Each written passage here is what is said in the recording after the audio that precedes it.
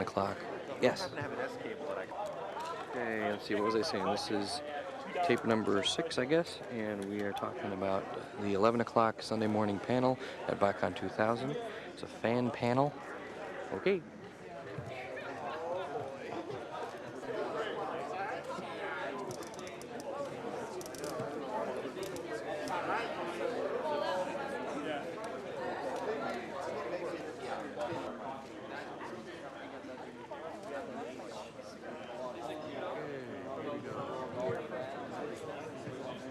Looks like it's going to be fun. They got a computer or game system or something. Dennis is hooking it up, yeah. He had to borrow an RCA cable from me, so. And an adapter. I guess the guys didn't tell him that they were going to have audio on the game. So that's cool. Well, I'm glad I had it. Yeah. No. This is alright. Come on back over here, okay?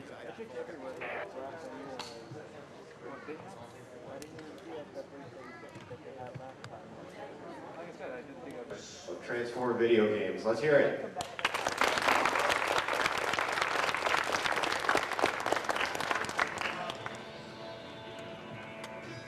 Transformers, robotic platforms born far across the galaxy.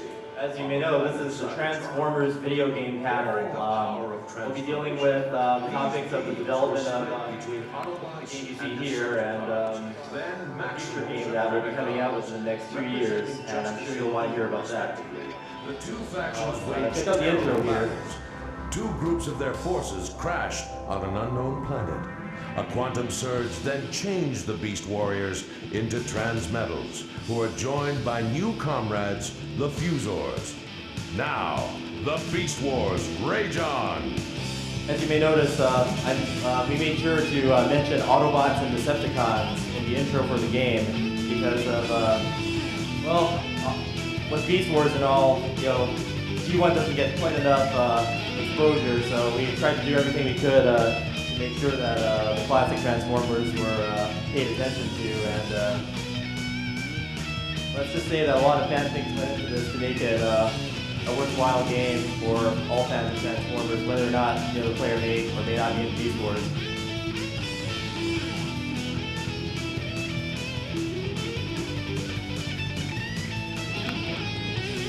So I'll just let the intro here finish up, and then my pal Black Zarek and anyone else who wants to play the PlayStation version can go ahead and play it on the big screen. Not too often that you get to play a video game on a screen like that, so it'll be fun.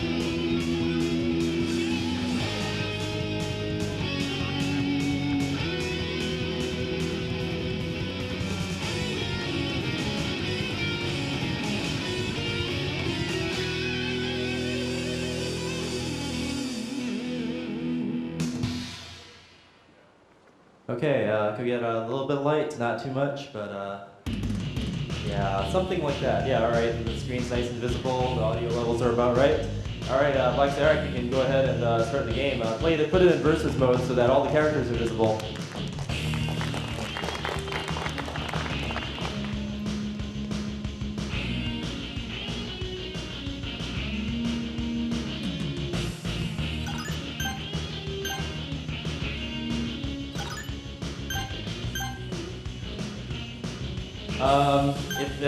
Is there anyone else that wants to play the game against, go ahead, anyone that wants to get in line for it, winner stays, loser pays, as they say in the arcade. Actually, if we're gonna form a line, let's all sit back down for a minute, and we'll have Ravestrike call you guys up as you raise your hands.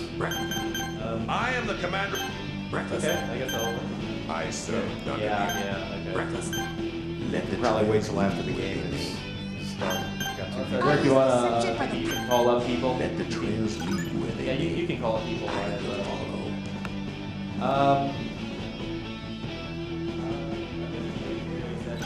Where will you do it?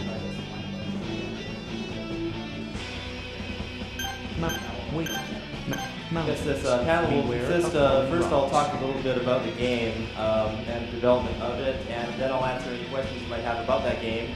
following that, I'll have the announcement about the new game that will be coming out hopefully in the Christmas season of 2001, which they'll basically blow the doors off of anything you've seen from Transformers in the last few years. You want G1, we're giving it to you.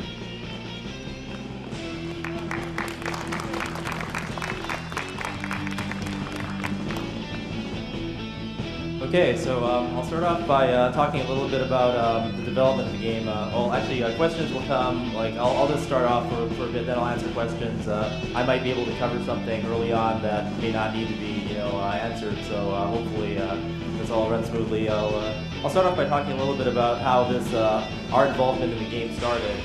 Around, I'd say, summer of last year, we found out that Takara was developing a Beast Wars game for the Japanese market on the Nintendo 64. At the time, myself and my boss, well, my old boss, who is now the owner of Genesia, which is a company that developed and has their label on this game, we both worked at Capcom. Capcom, who made games like Street Fighter, Resident Evil, all those sorts of things, and we've been working for game companies for a long time and have been lifelong fans of Transformers. And we both wanted to really somehow bring those games out to this country any way we could. We didn't know the extent of the amount of changes we'd be able to make or any improvements, if at all. And for a long time, we didn't even know what kind of games they were or what they would be like. So finally, the Tokyo Game Show came up around September or October of last year, and Mr. Suzuki went over to Japan to try to talk to Takara about possibly bringing out the game either under the Capcom label or under another label that we would later form and known to be as Genesia. You guys can start. You guys can just play when I'm talking. Sorry about Settings that. complete. Program start. And yes, the computer voice is authentic. So in October, we went ahead and talked to Takara about possibly the 64 game, but when we're at the show, they had something there that completely caught us off guard. It was a better looking game, a faster game, a game that had Rampage and 3D CG cinemas and tons of voice acting, and it totally blew us away. And no one had known about it yet, but they were also developing I do not enjoy causing this, destruction. which is the PlayStation I want no Beast Wars witnesses. Metals game. And what you see here is Tigertron and Ravage. These games are not in the Japanese version. These characters were a result of us actually putting new characters in the game for the American audience, and to make it a game that fans would enjoy a little bit more here. An interesting note of information that you might definitely want to know is that it wasn't cheap to bring the game over here and to make the secret characters that you see. There's actually a cost to adding the 4 secret characters to the game. And anyone want to take a guess at how much it costs to add those 4 characters to the game? How much? There's a lot more. The total cost for adding the PlayStation game, Tigatron, Razor, Ravage, and Black Arachnia, it was $20,000. It was $20,000, and somebody had to pick up the bill, and you'll never guess who did it. It wasn't Hasbro, and it wasn't us. It was Takara. Takara actually paid the $20,000 that it took to add those 4 characters to the game. So, with my experience in developing this game, I must really give Takara mad props for allowing us to improve the game in such a manner and to actually make it possible. Because without their financial help, it wouldn't have been possible to add those 4 characters to the game. I'll continue with the story about how in October we were talking to them about, Mr. Suzuki went to Japan to discuss with Takara about the N64 game, and then when he got back from Japan, he brought back footage of this game, and it just totally blew us away. With its special effects, its awesome character modeling, the kind of action that you get from it, the audio quality, everything about it was just simply stunning for its time, and it's probably even good for now, even though it's coming on about a year after its Japanese release. Luckily, we were able to make some improvements to the game. So we discussed with Takara at length about bringing the game out over here, and they were very interested in working with us. Of course, a big role I had in bringing the game over here was actually producing the source material that proved to Takara that we could do the job. So a lot of what I did was I created conceptual screens of what the localized game would look like, potential packaging possibilities, all sorts of stuff. So a lot of work went into even being able to get our foot in the door in terms of being able to work on this project and bring it over to the US. What you see here is that The hunt is over. it's actually a game that almost did not see the light of day at all in the US. No developers were really interested in a Transformers product at the time. Hasbro Interactive completely turned it down. They had no interest in all bringing it up. So it was pretty much up to people who were in the video game community who were also Transformers fans to try to bring this thing out, and luckily we were able to do that. Predacon Warlord! So Mr. Suzuki and I, we both actually we were employed at Capcom, but we left Capcom to work on this. It demanded our attention, even though Mr. Suzuki continued to do work for Capcom. We were pretty much on this for the entire first part of this year, and bringing the game out and making sure everything was ready. And in January, we had our voice recording in Canada, and that went very well. We got lots of show talent. We got Scott McNeil, Ian Corlett. We definitely got David Kay and Gary Chalk. We got Doug Parker. We got well, pretty much all the main playable characters. There are a few that we didn't get though. Interesting subject. That you can tell right there that that's a real tarantulas. If you look in the background, see what that is? That big orange blob in the background is? Anyone know what that is? That's right. That's the Ark.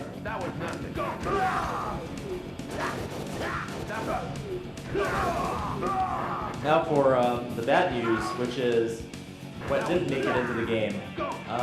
Originally, the Nintendo 64 version was planned to include 12 G1 characters in it. And sadly, what happened was when we first talked to Takara, they told us that we could get at least 2 or 3 new character models, and we were going to model them after the Decepticon Seeker Jets, the Autobot cars, and the Optimus Prime models. So those were the 3 that we were going to pick, and from that we were going to derive Optimus Prime, Magnus without his cab, Blue Streak, Smokescreen, Jazz, Prowl, Jared Ramjet Thrust, Starscream, Skywarp, and Thundercracker. And we wanted to add that to the N64 version, but what happened was, between the time we first talked to Takara and when we actually started developing the game, what happened was Locomotive, which was a developer, started to close shop. They weren't going to develop N64 games anymore, so they basically fired everybody, leaving them with no character modelers, no animators, basically nothing to help us bring out the game. In fact, that almost made it so we couldn't bring out the game at all, and we're very lucky to even be able to bring the N64 game out in any form, retail or not, because the very sheer development nature of it was that they didn't have the resources anymore to support localization. We were, however, able to add endings to the Nintendo 64 version, add some very minor changes to the characters to create the secret characters. We were able to add voice. Actually, the US version of the game has a higher cartridge size than the Japanese version. The Japanese version is, I believe it's 96 megs, and the US version weighs in at 128 megs. I'll go ahead and I'll start the Q&A session part of it. I'll probably go off into some tangents about the story at some point, but is Derek around? Okay, you've got okay, go ahead then. I actually already own a copy. I was wondering if you could tell us how to unlock the secret characters, because I haven't figured it out yet. Oh, it's very easy actually. It's all over the net, but we made it very simple. All you have to do is, when you're on the select screen, or when you're about to enter the versus mode, now you can only get the secret characters in the versus mode, so make sure that you're only trying to play it in versus mode, because if you try to get them in any other mode, you won't be able to. Hold down L1, L2, R1, and R2, all the shoulder buttons basically, and then hold the direction on the pad as you enter the versus mode. And depending on whether you hold up, down, left, or right, you'll unlock either Ravage, Windracer, Black Arachne, or Tigatron. And just keep doing that, entering and exiting the screen over and over again until they're all unlocked. And you can save it to your memory card, and next time you turn on your system, they'll all be there. Yeah, next question. Are they ever going to make a version of this game for the PC? There are no plans to bring out a PC version. However, there are quite a lot of emulators available for the PC that will probably be able to play this. We haven't tested it yet, but if you play like Gleam or Virtual Game Station, I'm pretty sure that if their emulation support is good enough, you can just pop this game into your PC and it'll work. I heard you did the voice for Wind Racer, correct? Or didn't you? Yes, I was a voice actor for Wind Racer. The voice for Wind Racer was interestingly recorded in Japan. And we actually set up a studio in Japan just to get the voices for that because we weren't sure what we were going to do about that. If you want to continue, go ahead and ask me. Right. Can you tell me exactly what he says for the beast mode super attack? I just cannot figure it out for life. I mean, I know the robot wants spark extinguisher, Right, but I can't. Spark extinguisher for the robot mode, and for the beast mode he says, be gone. Oh. Yeah, it was a lot of fun doing the voice recording. Yeah, next question? Anything missing from the Japanese edition? I can't hear over the game audio. Is there anything missing from the Japanese version, or is it all there? It's all there. There are some things that had to be, some corners were cut on, like such as the entrances. We originally recorded 12 entrance quotes for all of the characters, and the Japanese version used 12 different ones, and we also recorded 12 different ones, but none of them, not all of them got implemented. Only one of them got implemented. Other than that, we've only added to the game. Everything else is in there. There is a version of the intro that is using Hironobu Kageyama's Beast Wars Metals theme.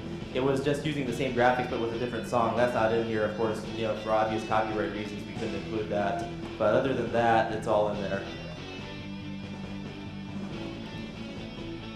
Just noticing that some of the secret character models, like Tigatron, Ravage, and Black Arachnia, I mean, they're large. How much of those, the model proper was changed? Because it looks like, I mean, Black Arachnia is a Tarantulas reskin, more or less, but it looks like her shoulder pads have.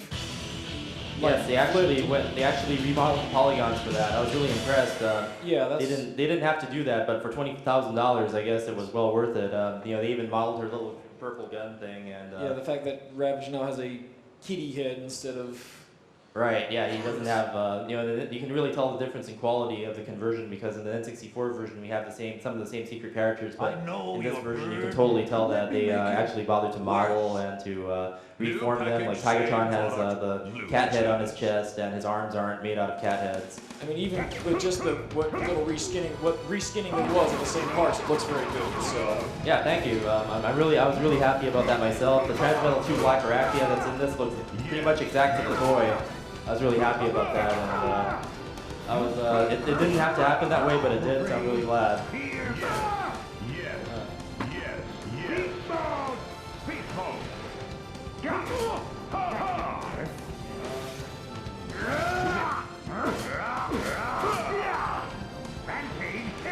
Power system full. Megatron, terrorize.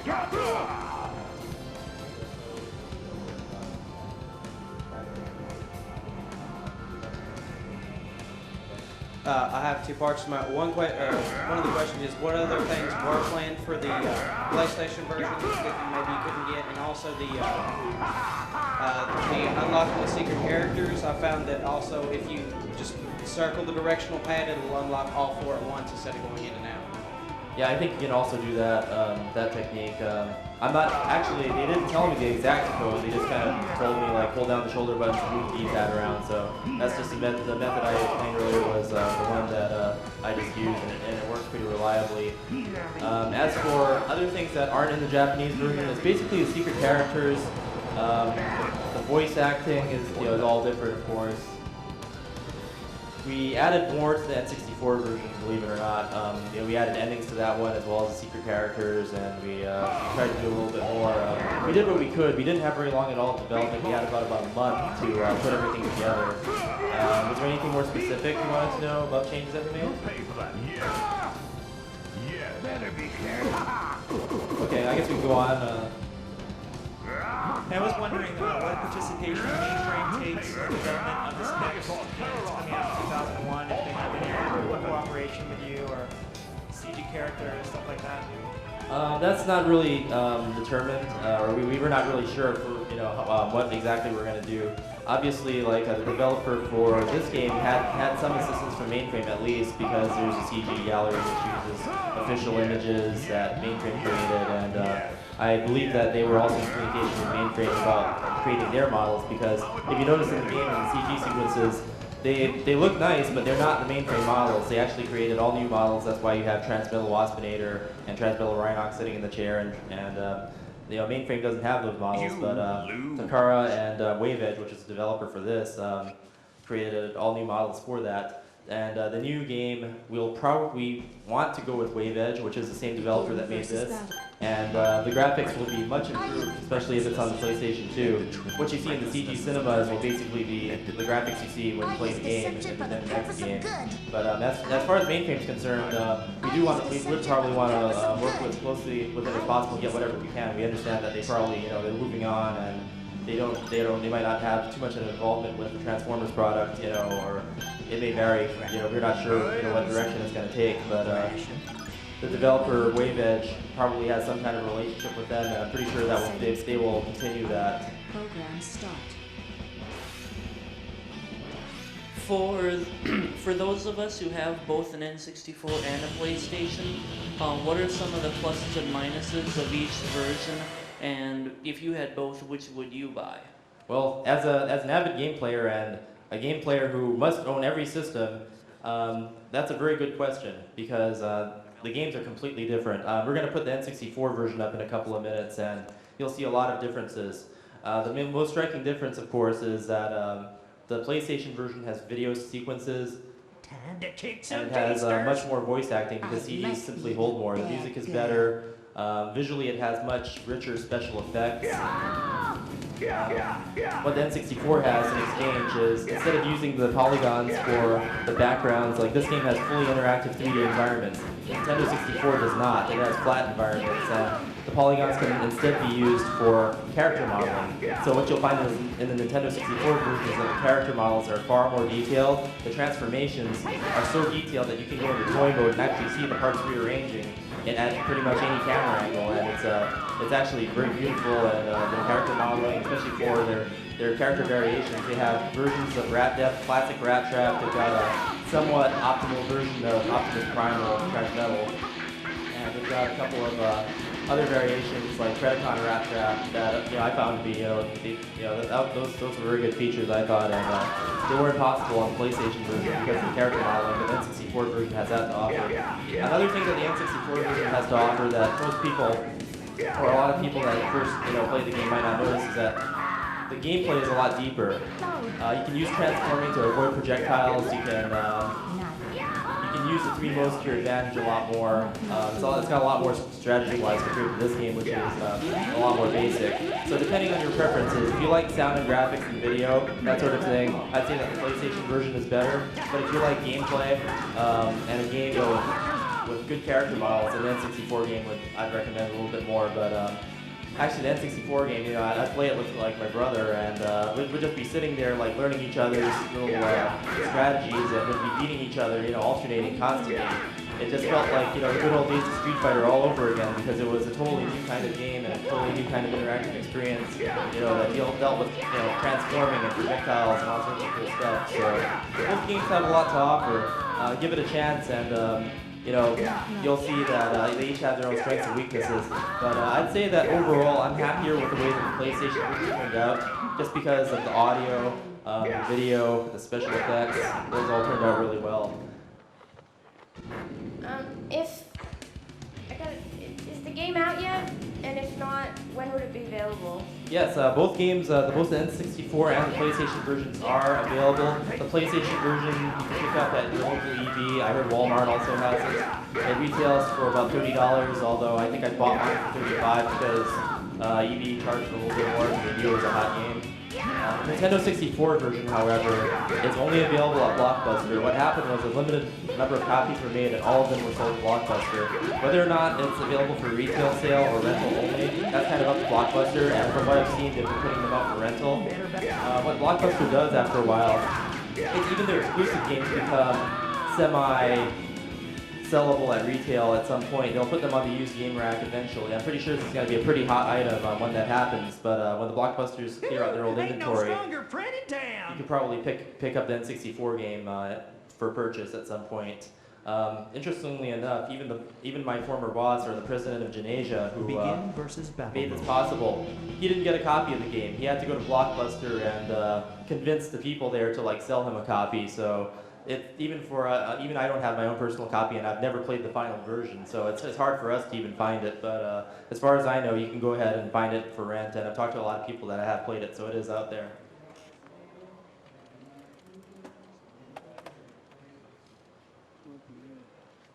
Next question? You guys gotta switch over now? Okay, yeah. While he's switching over, I guess I'll talk a little bit, but since we can't get, just hang tight for those of you who have questions, but we're switching over to the Nintendo 64 version now, and I'll go off about, there's been a lot of questions, and I'm sure a lot of curiosity about the game story that was created for this, that I put together, and how all the little paradoxes are explained, and let me just say that I did put in the time and research, and as a big Trans fan, I wanted to make sure that everything made sense, that I didn't ruin any continuity things, I didn't, completely trash anything, or make it seem that anything was going to be dissing, either G1 or Beast Wars at all. So what I did was I created sort of an alternate timeline that can coexist with the existing ones. What happens in the story for the game, if you'll read in the manual, is that at the end of Beast Wars are over, Maximal's gone. Megatron is chained to the the Ark's escape ship, and he's chained up, flying back to Cybertron. While he's chained up, Megatron sends a message to himself. Actually, if you read here, let's just let the intro go up for a while here, and it'll get to that point.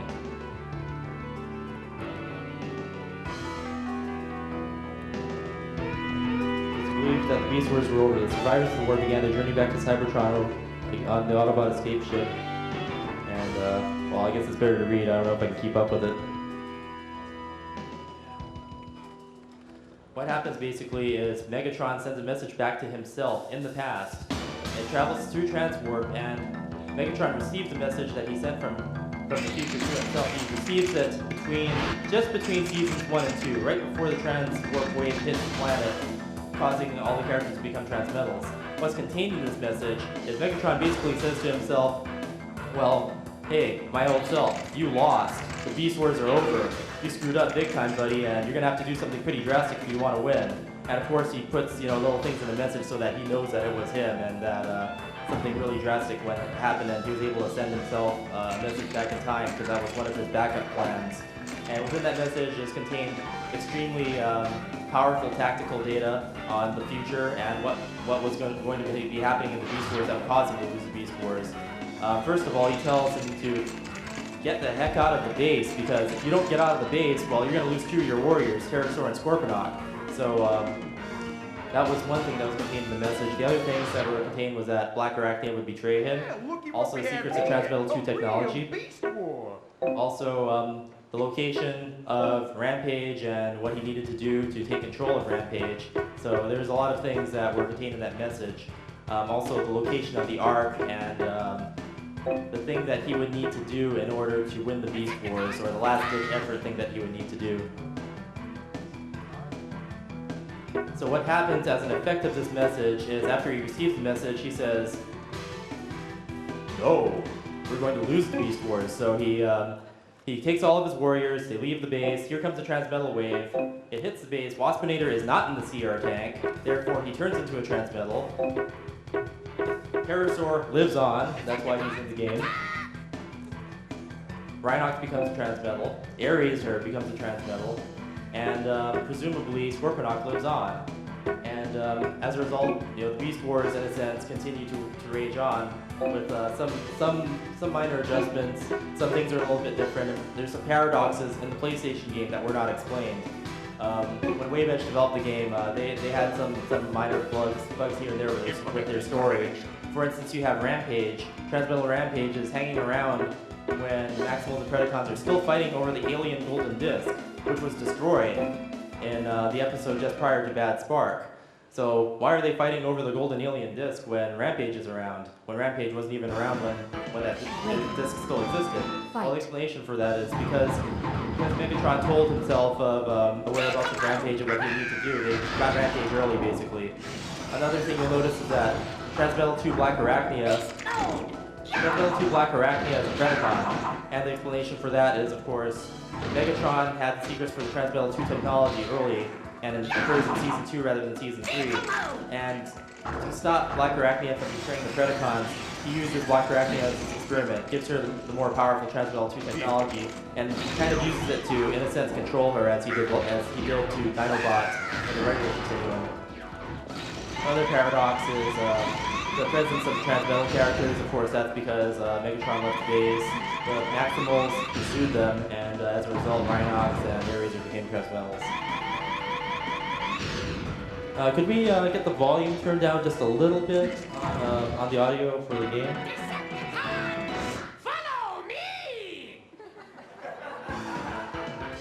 As you can see, Starscream is sort of a possessed Season 1 looking Waspinator. Well, I guess Waspinator was the same for the entire series, but we originally wanted to have a gray version, but the character model didn't get made in time, so we had to get stuck with a possessed Waspinator variant. I tried to put enough G1 relevant lines in his speech, but hopefully it's not too embarrassing. We can continue with the questions now, so if you will. Yeah, you mentioned the second game coming out in 2001, and I was wondering, is that going to be for PlayStation only, or will that also be for the N64? Okay, I guess that would be a good time, since I know a lot of people might have questions about that. I'll go ahead and announce the big news and what we plan to do. And what we're planning to do is, in 2001, for the PlayStation 2 game console, we will be having a Generation 1 Beast Wars crossover game.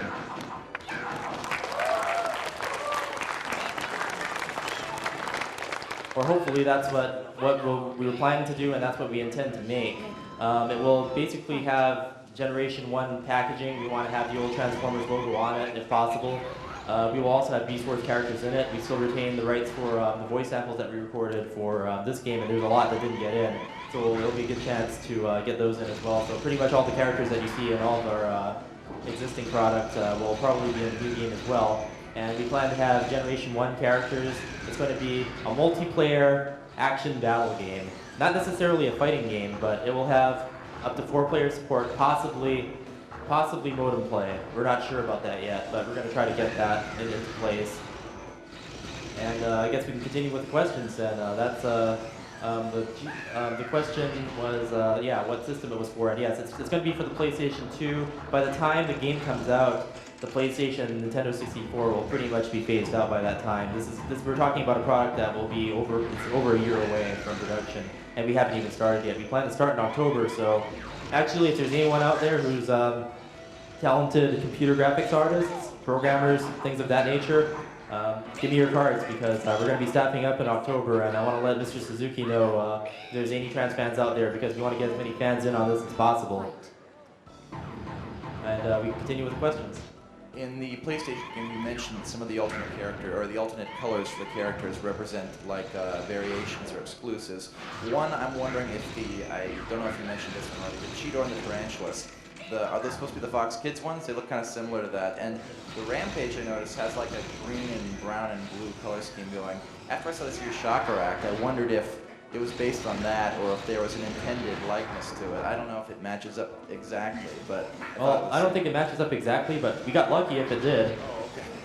Those colors are also in the Japanese version, and I don't think that Wave-Edge had prior knowledge of the Fox Kids repaints, but Cheetor does look a lot like the Fox Kids repaint. I did send Wave-Edge some pictures of the palettes, so maybe they did use it. I noticed that some of them are reversed. Maybe they just tried to get the color scheme in the same ballpark of them. I noticed that there's a Pack Rat looking, Walmart Rat Trap looking version of Rat Trap in the PlayStation version, and it looks pretty close. So if you want your Walmart Rat Trap, he's in the PlayStation game. He's the second color palette.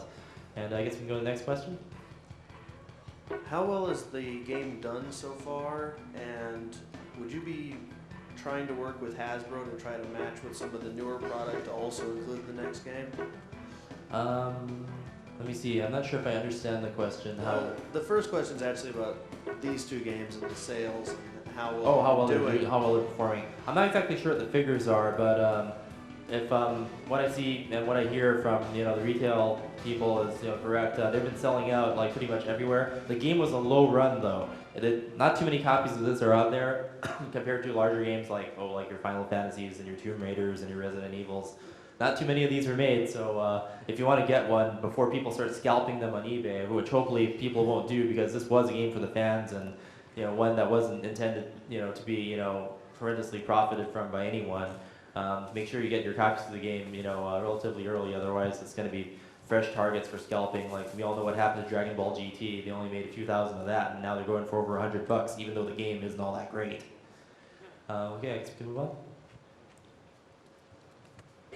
For the PlayStation 2 game, is your company going to develop that, or someone in Japan like Treasure, or the guys who did the PlayStation 1 game?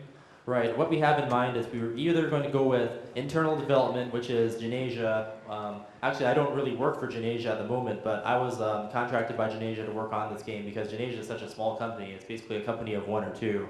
And I was hired to work on this, and that will be the same case for the next game. And they will also they may hire an internal team of programmers, graphic artists, things of that nature. Or what we really want to do is we want to work with WaveEdge again, which is the company that made the PlayStation version of the game. Since they have the infrastructure, they have the relationship with Takara existing and established already.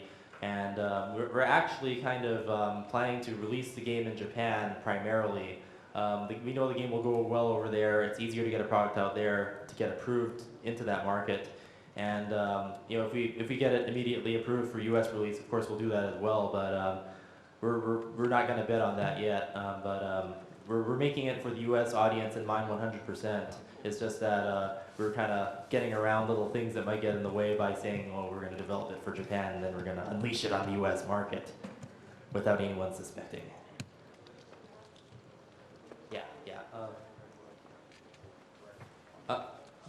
Yeah, go ahead, just turn it on and it should boot up just fine. And let's see, okay, we're on to the next question. Is there any chance that it's going to be developed for the upcoming Dolphin system? It all depends. We're not sure. Well, the Dolphin is basically vaporware at this point, kind of like the N64 was, a couple of years before it came out. So until we see like what they've got and we know what the system's going to be like and whether or not there's going to be enough of a user base and that sort of thing. Like we really got we went through a lot of difficulties making the Nintendo 64 version just because well, Nintendo 64 platform doesn't have a strong enough user base in this country to support anything more than a really expensive game. So smaller companies like us, us at Genesia, well, we don't have a lot of money and we don't have a lot of resources and we're not Nintendo. And if you notice the Nintendo 64 games, the only games that get any real exposure or do well are the ones made by Nintendo themselves. So when we find out what's up with the Dolphin and whether or not it'll be a viable platform, if the system is doing well, of course we'll develop whatever we can for it.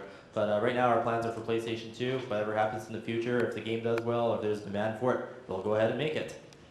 Do you think it'll be possible to get original G1 voice actors for the game? We're gonna try. Actually, I take it. I put a news group post out. Does anyone, if anyone knew Peter Cullen or knew how to get a hold of him, I really wanted to, try and get him in as a variation, of Optimus Prime back when we had the plan to include the G1 characters.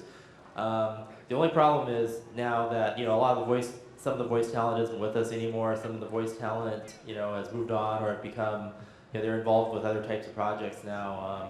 They may be very expensive to procure. I'm not sure if it's even possible since we're going to have a mix of both Canadian and American voice talent at that point. We were very lucky actually to get any of the Canadian voice talent at all. It was tough. It was very last minute. Things almost didn't happen and they turned out much better than they did.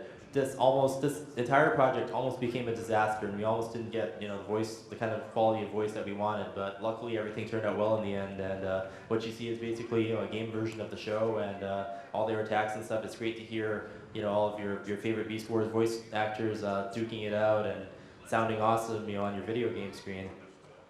But for G1, we're gonna try. I'd really like to get, if we can get Frank Welker, that's like half the characters right there. And we'll definitely try to get Peter Cullen. I mean, he's been doing all those Cartoon Network Toonami spots, and it just makes me scream inside, just hearing Peter Cullen talking about Sailor Moon when I want him to be saying Autobots roll out. We've got more Sailor soldiers than we can shake a wand at, but what we want to do is transform and roll out, and it just tears me apart inside. And I really want to hear Peter Cullen come back. And if they don't bring back G1, well, we'll bring it back in a game, and we'll hopefully be able to get all the G1 voice actors that we can. Casey Kasem might be a little expensive, but Blue Streak's one of my favorite characters, and I'd love to see him have his real voice too. What about the Game Boy? There was a Game Boy Color, I think it was released in Japan, that had used the transfer pack, like Pokemon Stadium. Are you talking about the Nintendo 64 transfer pack, or are you talking about the Beast Wars 2 game that was released in Japan? There was a Game Boy. And then when I bought one of the Japanese toys, it said they had Okay, right. There was a Game Boy. The first Beast Wars game they brought out in Japan was a Game Boy game brought out by Takara for the Game Boy platform. It was based on Beast Wars 2. And actually, our Hydra, who's sitting in the front row, wrote a very concise guide about it. Did a very good job, actually, and talks about all the strategies and all the characters, how to unlock it. There's a lot of you'll have your Scuba, who's Clawjaw. You'll have your classic Primal. It's got mostly Beast Wars 2 characters in it, though. So if you're looking for the ones that you see on Beast Wars TV over here, you won't find them. But they're based on the Beast Wars 2 cartoon and toy line, which was a couple years old in Japan. And it had Galvatron, the dragon Galvatron that turns into a drill tank, and Megastorm, characters of that nature, and it had mini games. If you plug that version into the Nintendo 64 transfer pack in the Japanese version, you get Megatron X. So that was the whole gimmick behind that. Thank you. And we have time for one more question. Ooh, cut it short. I was just wondering if you had any idea which Generation 1 characters you were trying to get in the new game at this point. That's a good question. Right now, we're not tied down to any particular lineup, but there are some key characters that I believe that would be immensely logical for us to have. Of course, Optimus Prime and Megatron, hopefully, in more or less their classic form. We also hope to include Cybertron versions of their transformations. So if you look at the episode More Than Meets the Eye, you have your triangular seeker jets and your futuristic-looking cars. So we're going to try to have variants of that. Jetfire and Skyfire. We'll have the Jetfire-looking version and the Skyfire-looking version. We're going to have all 6 seeker jets, possibly, even a drone version. We're going to have, all of the Autobot cars that we can handle. Like since Blue Streak, Prowl, Smokescreen, they all basically use the same mold, as toys for 3D models. We can also include them, and it'd be very logical for us to keep, our characters up to a maximum, and our character models, make the most out of them. But one announcement that I think you'll be very pleased to hear, all fans will be pleased to hear, is that Genesia's website will have sort of a voting forum for which characters you want to see in the games. We want the fans to be in with this as much as possible, so you'll be able to vote on which characters you'd like to see in the game the most, and hopefully, everybody will have something that they'll like in it. And check out, the Genesia website is not up yet. It will be soon, hopefully, and they'll release some information about the game. If this question and answer session is ending now, I'm not sure if we're almost up of time here, but I'll wait outside. I'll be outside the panel room, and I'll continue to answer questions, because I know this. We kind of the MST3K panel, their thing ended really late, and I should have been here for maybe another 10, 15 more minutes, but we got pushed back. Derek, do we have any more time, or is that it? Do we maybe have time for one more question here, and then we can... Is there anyone who really thinks, is there something that I haven't touched on that really needs answer? Who's got the most burning question here? Yeah, the most Who is burning. on fire? God bless. Here you go. Okay. I was wondering, since the Dreamcast is a lot more powerful than the PlayStation 2, when you do a version for that? Personally, I like the Dreamcast a lot. Actually, at the E3 showing, the Dreamcast had a far superior showing to the PlayStation 2, even though the PlayStation 2 has more muscle. Right now, the Dreamcast has the kinds of games that people like to play. It's already established in the market. I'd love to do a Dreamcast version of the game, and hopefully by the time our product becomes available, the Dreamcast will still be a strong platform. We'll be able to do it. Of course, we'd want to make our work, we'd want our work to go as far as it possibly can and make it available for all platforms if possible. So if the Dreamcast is still going well in 2002, hopefully it will be. You know, we'll bring out a version for that. And that was a very good question. So if you have any other questions, I will be after we kind of shut down here. I'll wait outside, and since I know this is like, you know, there's a lot of important questions, a lot of issues with this. You know, I'd like to continue to answer your questions outside of this presentation. So thank you very much for coming, and hopefully, you know, I got to answer some of your questions, and we'll all be excited about upcoming things. And if we have any problems making the game, you know, hopefully you'll all back us up and make the kind of game that everybody wants to see in the year 2001. Thank you all for coming. Put your hands together. You put a lot of work into this.